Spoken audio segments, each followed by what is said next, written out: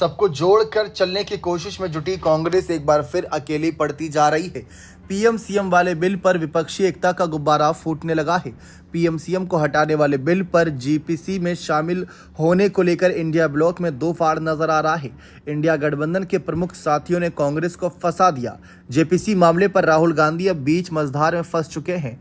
यहां से वे किस ओर जाएंगे या आने वाले वक्त में पता चल जाएगा। दरअसल भ्रष्टाचार यानी आपराधिक मामलों में कम से कम 30 दिनों तक बिना बेल के जेल में रहने वाले प्रधानमंत्री, मुख्यमंत्री और मंत्रियों को हटाने वाले बिलों को जेपीसी के लिए भेजा गया है। इस बिल पर विचार करने के लिए बनने वाली जेपीसी यानी संयुक्त संसदीय समिति में शामिल होने को लेकर ही विपक्षी खेमे यानी इंडिया ब्लॉक में मतभेद है।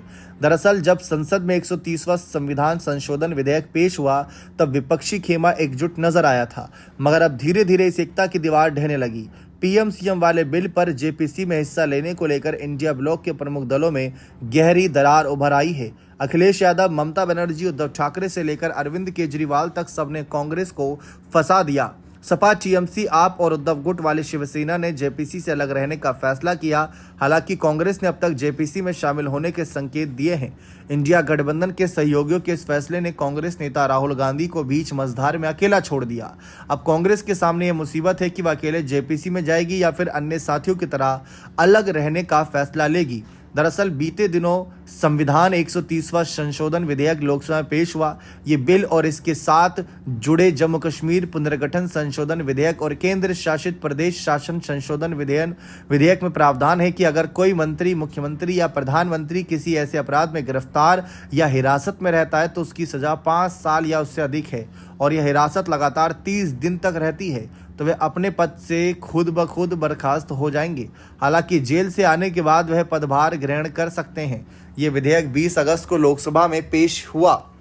इस दौरान विपक्षी सांसदों ने इसका विरोध किया।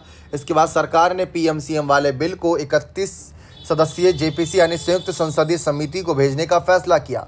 जेपीसी में लोकसभा के 21 और राज्यसभा के 10 सदस्य शामिल होंगे। अभी तक इसका गठन नहीं हुआ है। ममता बनर्जी की टीएमसी ने भी जेपीसी से अलग होने का फैसला किया। टीएमसी का कहना है कि यह बिल भाजपा की राजनीतिक साजिश है जो विपक्ष को फंसाने और भ्रष्टाचार के मुद्दों पर उलझाने का प्रयास है।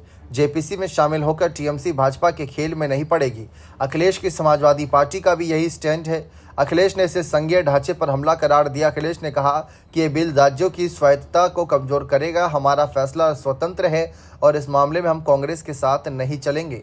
वहीं उद्धव गुट वाली शिवसेना ने भी ममता और अखिलेश की राह अपनाई। उद्धव ठाकरे ने कहा कि विपक्षी एकता चुनावों तक सीमित होनी चाहिए। अब इस तरह इन कहीं ना कहीं दलों ने कांग्रेस कह सकते हैं अपने फैसले से कांग्रेस को मुश्किलों में डाल दिया है। हालांकि कांग्रेस ने अभी तक आधिकारिक फैसला नहीं लिया, लेकिन पार्टी सूत्रों के मुताबिक राहुल गांधी जेपीसी में शामिल होने के पक्ष में हैं ताकि बिल के कमजोर पक्ष को उजागर किया जा सके। हालांकि अखिलेश, ममता, अरविंद और उद्धव के फैसले के बाद कांग्रेस पर दबाव बढ़ गया। कांग्रेस असमंजस में है कि वह क्या करे क्या नहीं, अभी इस पर मंथन कर रही है। अगर कांग्रेस अकेले जाती है तो यह इंडिया ब्लॉक की एकता को और कमजोर कर सकता है। साथ ही भाजपा को विपक्ष की कमजोरी का फायदा मिल सकता है।